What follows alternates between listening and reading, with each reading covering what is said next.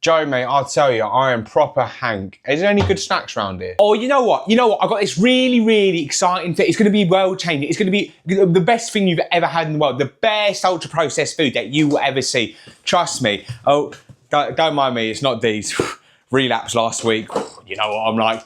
It may still not be a Jaffa cake. It may not be as good as that. Don't get me wrong. But I'm really excited to show you this protein bar. Do you like this protein? Have a protein bar. Well, this looks delicious. Killer bar. 200 health and nutritional benefits, 19 grams of protein, high fiber, low salt. Whoa! This is right down my alley, I tell ya. Smells pretty good. Let's get stuck into it. Mmm.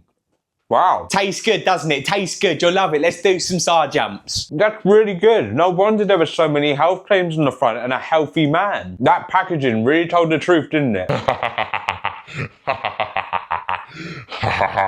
Eat it. Why are you laughing like that? When you turn the bar around, there is no health benefits to it at all. No. See, look at it now. Read the bar. Read the bar. You've developed diarrhea. You've got cancer. Strokey. And look, the worst bit of it all.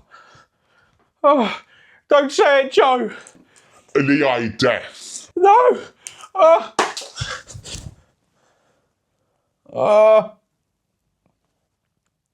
I've developed diarrhea. Help. So, like many online personal trainers, I spent my Monday evening after an entire day of helping people with their relationship with food, helping people navigate, heavy shit in life without having to resort to food, to essentially cope with those negative things that are happening, to then be met by some gimp from Essex having a moral dilemma for about 45 minutes, all about a wee protein bar. And who better to critique a gimp from Essex than a gimp from Essex? So, let's have a little watch of Joe Wicks' new protein bar documentary, shall we? But obviously, before we begin, Joe Wicks says his new protein bar is going to cause cancer, stroke, early death. Oh, you don't want to be developing diarrhea, do you? That's the headline Channel 4 wanted. Well, maybe not the last one, more the first three. But it isn't science we're talking about. We're talking about fear marketing here. Let's have a little watch of the entire documentary, shall we? But then some people say aspartame is really bad for you. What is the research on that? The World Health Organization have issued a warning that it's a class 2B carcinogen. Now, what do you mean by carcinogen? What is that? so it causes cancer. Well, it didn't take long for the aspartame controversy to come into play, now did it? So from the get-go, we are seeing it is a type 2B carcinogenic. Whoa, big words, big scary words. That means it's linked to cancer. Is it? Is it really the case? The thing is, most people are not really going to know what that means, nor were they going to read the research about aspartame being a class 2B carcinogen, are they? They flash it back on the screen, it's like a horror label. Here's what it really means. Group 2B, possible carcinogenic. Means does not cause cancer. We have sufficient evidence within rodent studies to suggest this to be the case, but we do not have it within human data alone. The data in particular that looks at this, it was actually developed through injecting mice or rats, one of the two rodents, into their eyeballs directly. If you were to correlate that exact same dose through ingesting it as a human to potentially then cause a risk of cancer, remember there's a big difference between the bioavailability of injecting something and consuming it orally, you're looking about 70 Pepsi Maxes a day. It sits in it also sounds fucking mental when I say this. It sits next to pickled vegetables and aloe vera. It is a hazard potentially, it's not a risk, okay? And all of it, and everything that I'm going to mention, it's dose dependent. Oh, ugh. It's got an horrible taste to it. It's like, It's ugh. it gets worse, doesn't it? It's really bad. That's horrible. Quite like buggy, quite dirty. Yeah, that's really rank. Whoa, this is fucking mental, this one. We cut to Joe and Mr. Science Guy eating a bug, and you'll never guess what? Tastes buggy. Really? Wow. That's incredible bit of science. Of course it fucking does. It's an insect, motherfucker. Okay, that moment isn't science. It's theatre at the end of the day. I can't pronounce what the dye is called, and cochineal dye. It's natural colouring. It's been used for decades. It's passed through every safety test. Look, no one's dropping dead. Oh, how did your nana die? She ate too many red Smarties. Eh? For me, ultra-processed food is the most important subject on Earth. It's linked to around 14% of premature deaths in England. Big headline. Ultra-processed foods are linked to 14% of premature deaths in England. That sounds really terrifying, but that's not what the data actually says now, is it? That number comes from observational models, not casual research. People who eat most ultra-processed foods in their diet also smoke more. They move less. They eat less fiber. Confounding everywhere. So correlation is not causation upon its own. It's like saying that if you eat more ice cream, you're more likely going to die. Why is this the case? Because people over summer, they swim more in the sea, so they're more likely to drown, so increases the likelihood of them passing away. Therefore, because in the summer we eat more ice cream causes drowning. And I'm going to keep saying this, and I'm going to be a fucking broken record, so I'm going to try to keep it to a minimum if I can remember. It's dose dependent.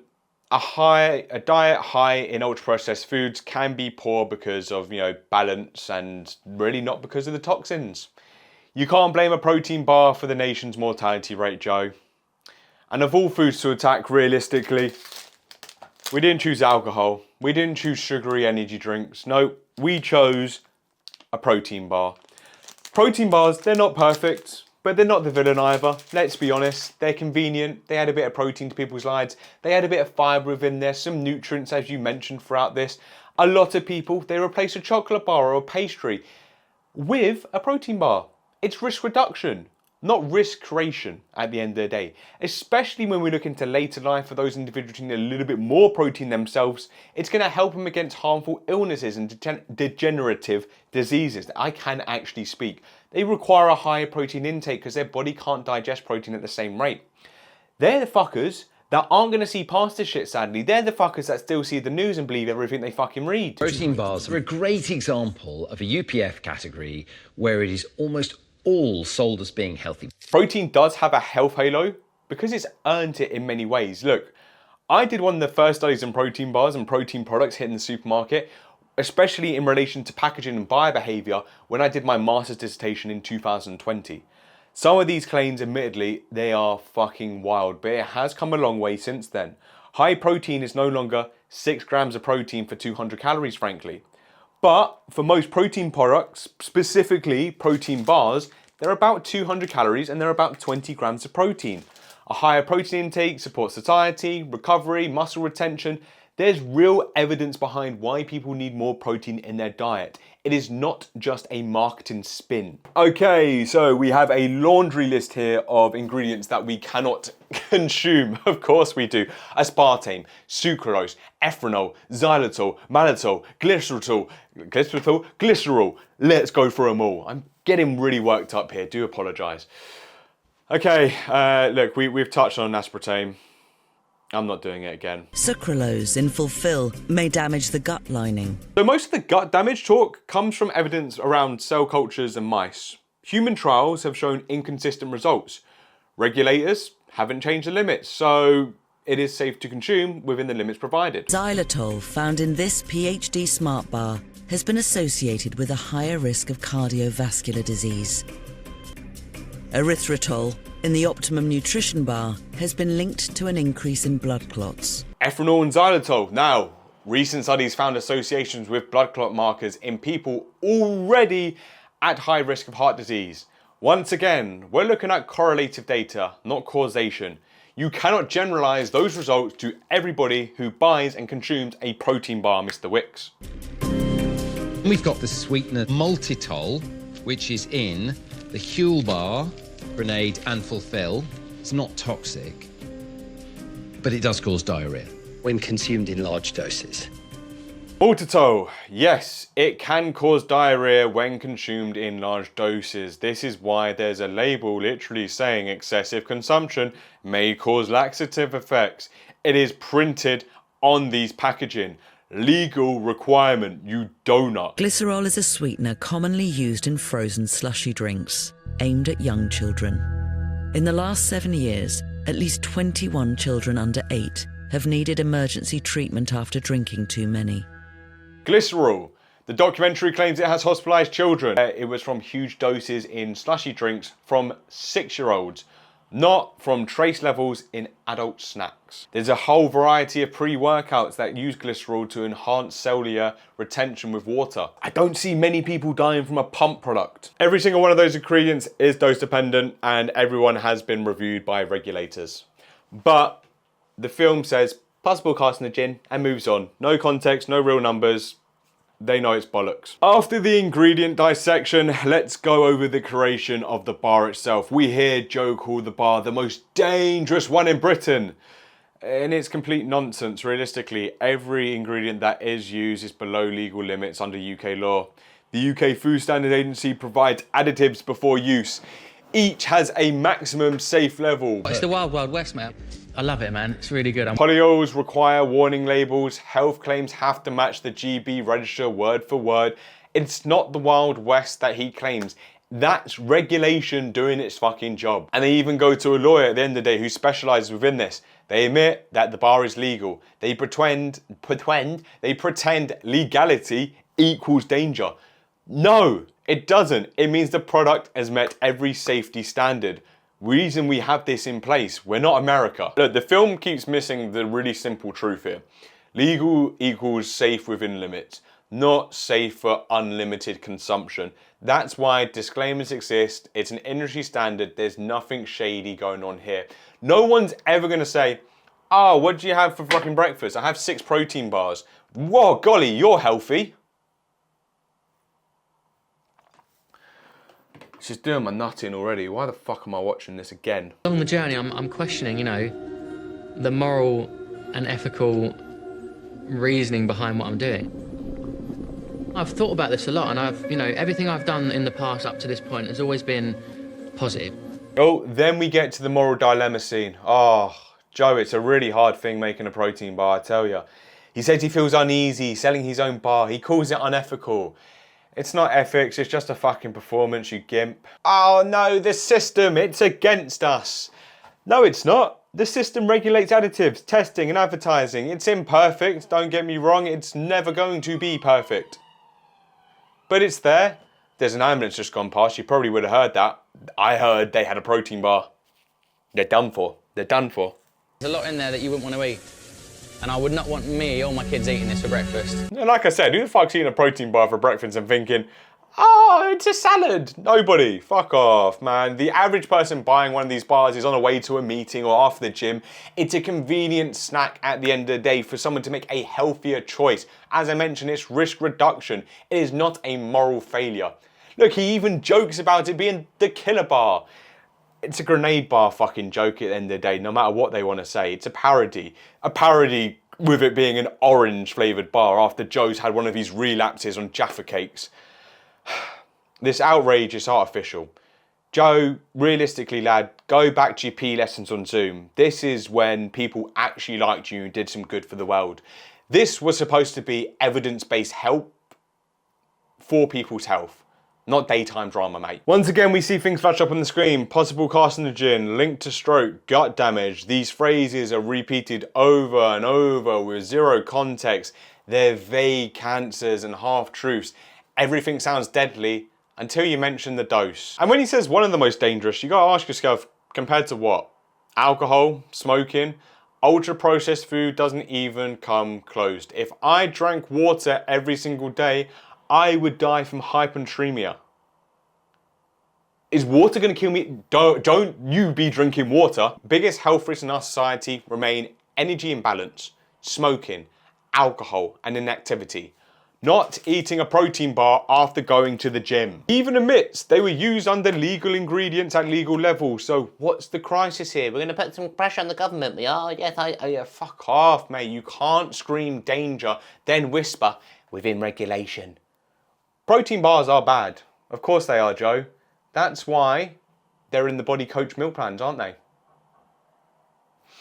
Later, we see the food safety lawyer appear. She reviews the ingredient list and says exactly what anyone in the food manufacturing system knows. It's under UK law, it is legal to consume, it's safe to consume. These are all legally allowed in food. Under UK law, this is safe to consume. You must print a warning about excessive consumption because it's linked to diarrhea due to the products that has been told, as we've already stated once before. Done. She adds she personally wouldn't eat it. No, a lawyer wouldn't eat a protein bar? That's preference at the end of the day. It's not proof of harm. The moment should have ended there. Fuck's sake. It's something I wouldn't choose to eat. It's just personally, and my kids always want a bit of what I'm eating. But they double down on emotion again. Joe looks tortured, calls the system broken. Meanwhile, the lawyer just confirmed the system works exactly as designed, and realistically, no nut's gonna make a bar like this. Then we pivot into guilt and emotion. He says he feels bloated, guilty, ashamed after eating crisps and so on. That isn't science, Joe. That's realistically unresolved guilt. You know, whoa, watch out for the Jaffa cakes. Whoa, we don't want to relapse. Put that over there, you slag. For years, Joe has promoted balance. Enjoy your foods, don't fear it. Now he is fearing the same fear he used to fight. Going back in his word for shock value, for marketing, for money. Why? Because in the marketing, in this industry, when it comes to health and fitness, the thing is when you die, when you become irrelevant, shock factor, I fucking lisp there. Shock factor is the thing that creates value. That is how he's getting relevant once again. Attaching self-worth to ingredients is diet culture slung over and over. It does not help anyone manage their weight or their mental health or their health overall. It's just creating more confusion. And where the real conversation is about improving food environment in this, I don't fucking see it. Is there any talk about better access, education, affordability? No, just more scare tactics. Why could we not use this documentary this time for something that's going to be useful, an initiative that the government could actually get behind? Because that doesn't sell, that's why. Yeah, of course, dickhead. Look, let's talk about the facts here. UPFs are not poison. There's a spectrum on it. A ready meal, a loaf of bread, a protein bar. They are all classified as ultra-processed foods, but that tells you nothing about the nutrient quality, and the nutrient quality within each of these varies heavily. The only strong causal data that we have is one NIH study. People ate more calories eating ultra-processed menus even when the macros were matched. Ultimately, at the end of the day, it's more behavioral, not biochemistry. It says more about energy density, texture, and eating rate. So the fix is simple. Top link of the description. You hire me as your coach and you will lose weight for the last time. We will work specifically on this for you. You do not have to fear food. You do not have to be a little trollop who is scared of eating a protein bar. We will look into risk reduction. We will look into your personal battles. We will look at binging for the last time, how we can overcome that hurdle within your life. And so you can stop dieting and start living. Stop being feared by bollocks like this. Here's how you actually use protein bars without guilt or confusion. We've got a checklist. Let's go through it. So in an ideal thing, you're gonna be looking for 15 to 25 grams of protein per bar, about 6 to 10 grams of fiber if at all possible, under 220 calories for most people, low in saturated fats. Polyols keep modest if you get bloated, and you're gonna use them as a tool, not a meal to structure your entire diet around. If they keep you from limiting pastries or chocolate, that's progress. If you rely upon them too much, rebalance with some real food, anchor yourself in. That's the nuance this entire documentary is missing. Joe, you may say the system is broken. I say the system needs better education, not more hysteria. UPFs aren't evil. Protein isn't propaganda. Legal limits exist for a reason. The real danger isn't the bar, it's the misinformation and demonization of foods like this that you are spreading. Joe, your intentions were good with this, but your execution was piss poor. Most of you people need to understand this. You need to eat more whole foods. Use convenience when it helps. Stop moralizing meals. Balance beats fear. Education beats hype. Sub to the channel for less bullshit on your feed. Bash!